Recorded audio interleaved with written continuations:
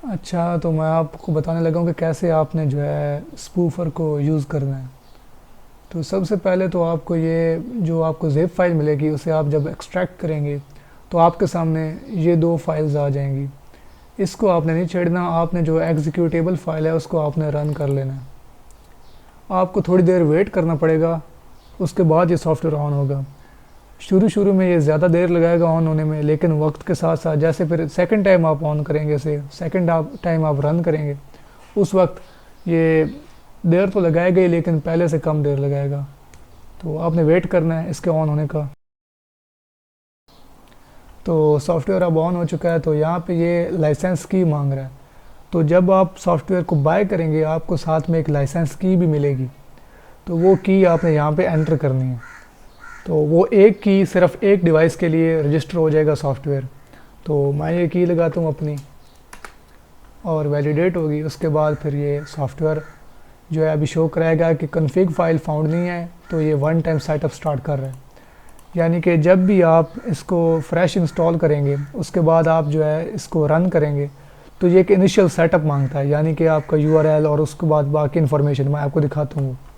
यहाँ पे आपने अपना वेबसाइट का यूआरएल एंटर करना है जहाँ पे आप ट्रैफिक भेजना चाहते हैं।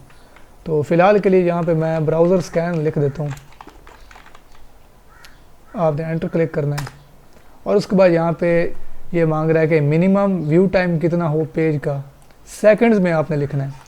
तो मिनिमम टाइम जो है मैं चाहता हूँ कि पेज पर हो वो हो 1 मिनट, यानी कि 60 सेकंड्स।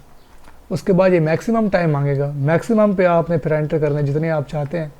मैं 2 मिनट एंटर कर रहा हूँ, यानी कि 120 सेकंड्स। अब होगा क्या कि ये सॉफ्टवेयर 60 और 120 के दरमियान में से रैंडमली नंबर पिक करके उतने सेकंड्स पेज पर जो है वो गुजारेगा, यानी उतने देर स्क्रॉलिंग करेगा पेज पर। और आगे फिर आप आगे मज़ीद देखते हैं क्या करेगा। आगे ये जो है पूछ रहा है कि कितने सब पेजेस आगे ऑन करे, यानी कि कितने आगे इंटरनल लिंक्स हैं जो वेबसाइट के अंदर हैं वो कितने आगे ओपन करे। ये जो आपकी वेबसाइट के अंदर जो पोस्ट्स हैं और उसके बाद आर्टिकल्स हैं तो वो आगे ये ओपन करेगा। तो यहाँ पे मैं लिख देता हूँ फ़िलहाल के लिए 1 और मैक्सिमम मैं लिख देता हूँ यहाँ पे 3। तो रैंडमली बीच में से कोई नंबर पिक होगा और उतने ही सब पेजेस आगे ओपन होंगे। और उसके बाद अगली चीज़ ये पूछ रहा है कि प्रॉक्सी टाइप कौन सी है।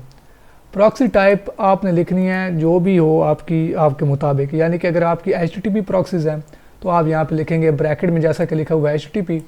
और अगर आपकी SOCKS 5 की प्रॉक्सीज़ हैं तो आप यहाँ पे SOCKS 5 लिखेंगे। इसके अलावा कुछ भी लिखेंगे और तो वो फिर आगे कबूल नहीं किया जाएगा सॉफ्टवेयर की तरफ से, तो एरर आ जाएगा। तो इसके लिए आपने इन दोनों में से कोई एक ही लिखना है। अगर आप अनसर्टेन है, आपको अंदाज़ा नहीं है कि आपकी प्रॉक्सीज़ कौन सी हैं, तो आप सिंपली HTTP ही यहाँ पे लिख दें, HTTP लिख दें, एंटर दबाएं। और उसके बाद आगे ये अब ट्रैफिक सोर्स मांग रहा है कि डायरेक्ट ट्रैफिक हो या ऑर्गेनिक ट्रैफिक हो। तो फ़िलहाल के लिए मैं यहाँ पे डायरेक्ट लिख देता हूँ। ऑर्गेनिक अगर करेंगे, यहाँ पे आप अगर ऑर्गेनिक लिखेंगे उसका मतलब ये होगा कि आगे ये कीवर्ड भी मांगेगा। तो कीवर्ड आपने वहाँ पे लिखना है अपना। उसके बाद वो इस कीवर्ड के ज़रिए सर्च करेगा गूगल पर और फिर आपकी वेबसाइट उधर क्लिक करके ओपन करेगा। तो ऑर्गेनिक ट्रैफिक जाएगी और बिल्कुल रियलिस्टिक ट्रैफिक जाएगी। लेकिन वो करना आपने उस सूरत में अगर आपको पूरा यकीन है कि आपकी प्रॉक्सीज़ जो है वो 100% सेफ़ है, नहीं तो वहाँ पे कैप्चा आ जाएगा तो ऑर्गेनिक ट्रैफिक नहीं जाएगी। तो इस बात का आपने ख्याल रखना है। फ़िलहाल के लिए यहाँ पे मैं डायरेक्ट लिख देता हूँ, एंटर दबाया। यहाँ पे अब थ्रेड्स मांग रहे हैं, कितने थ्रेड्स का मतलब है कि कितने ब्राउज़र विंडोज़ एक ही वक्त में ऑन हो। तो फ़िलहाल के लिए यहाँ पे मैं लिख देता हूँ 2, यानी 2 ब्राउज़र्स एक ही वक्त में रन होंगे और हर ब्राउज़र पर अलग प्रॉक्सी होगी। तो एंटर दबाते हैं। तो यहाँ पे आपने दोबारा एंटर प्रेस करना है ताकि आपकी ट्रैफिक सेंड होना शुरू हो जाए। यहाँ पे मैं आप दोबारा एंटर दबाऊंगा तो स्टार्ट कर रहा है। ये देखें यहाँ पे शो करा रहा है कि नो प्रॉक्सीज फाउंड। तो यहाँ पे कह रहा है कि sending traffic from local IP। और बाकी ये ब्राउज़र नीचे रन हो गया, आपको दिखाते हैं अभी।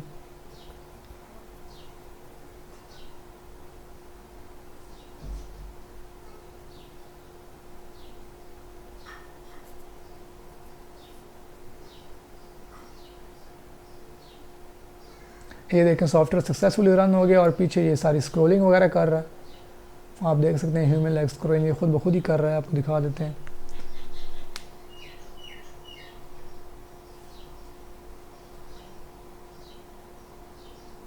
यहाँ पे जो ब्राउज़र फिंगरप्रिंट ऑथेंटिसिटी का स्कोर आ रहा है वो 100% शो हो रहा है। और ऐसा किसी और सॉफ्टवेयर में नहीं है सिवाय फिंगरप्रिंट्स वाले सॉफ्टवेयर के, जो कि बहुत ही ज़्यादा महंगे हैं और उनके प्राइसेस बहुत ही हाई हैं। उसके अलावा आप देखें यहाँ पे जो इसके यूज़र एजेंट है वो मैकओएस का है।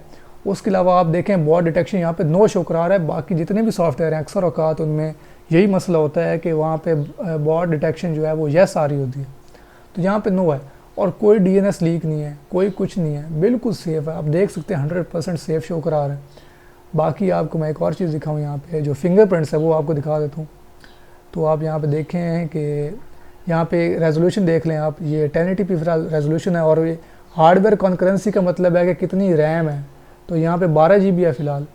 और आपको अब दूसरी तरफ दिखा देते हैं, आप कैनवस भी देख लें, कैनवस की आईडी भी देख लें। यहाँ पे कैनवस की आईडी भी शो हो रही होगी, यहाँ पे ऊपर वो भी चेंज है। उसके अलावा ये जो रेंडर है ये भी चेंज है। यहाँ पे आप दूसरी तरफ आपको दिखाते हैं, यहाँ पे आप देखें रेजोल्यूशन चेंज है।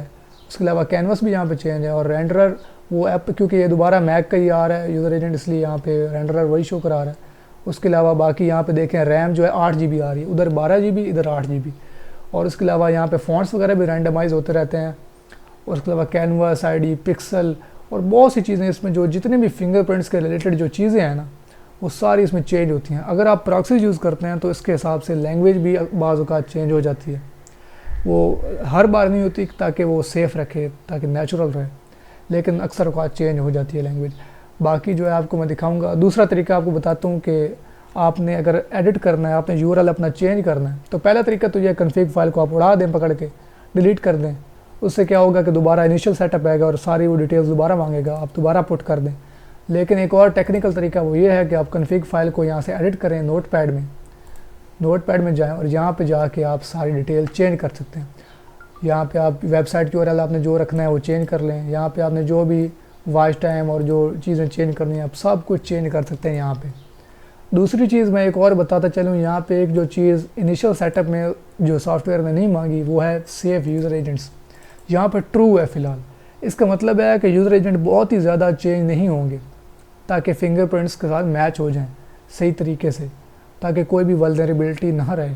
लेकिन अगर आप चाहते हैं कि जो है थोड़े बहुत यूज़र एजेंट ज़्यादा चेंज हो, ज़्यादा आपको वैरायटी मिले, तो उसके लिए आपने यहाँ पे इसको ट्रू की जगह फॉल्स कर देना है। लेकिन ये बहुत ही ज़्यादा रिस्की है, इससे आपका जो है वो ज़्यादा जो है ना फिंगरप्रिंट सिक्योर नहीं रहेंगे। तो फॉल्स की बजाय ट्रू ही रहे तो अच्छा है, बाकी आपकी मर्ज़ी। तो ये था सारा सेटअप, तो ये सारा सॉफ्टवेयर रन हो रहा है।